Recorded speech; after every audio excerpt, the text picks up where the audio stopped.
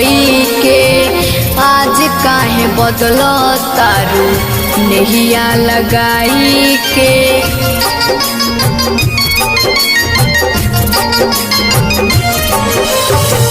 खैले रहलू क्रिया हाथ मथवा पर धोई के आज काहे बदल तारू नहिया लगाई के।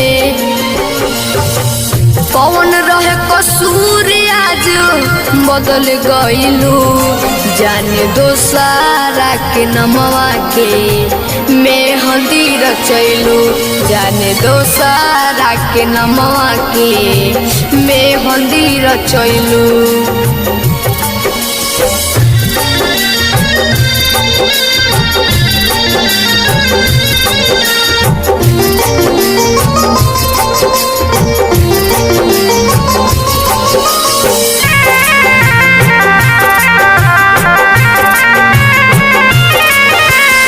अंशु रिकॉर्डिंग स्टूडियो मथौली बाजार कुशीनगर।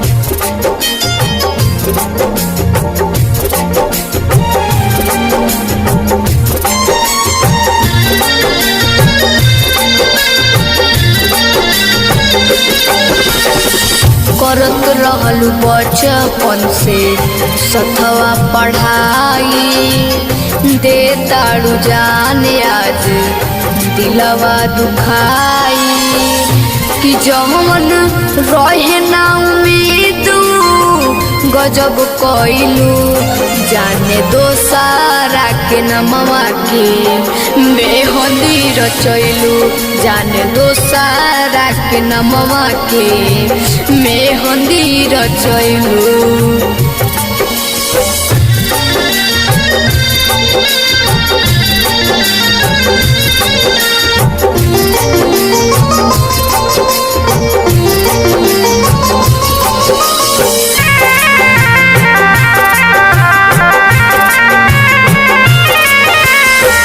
अमरजीत अकेला से करताड़ू धोखा तोड़ देहलू दिल आज पाई के मौका।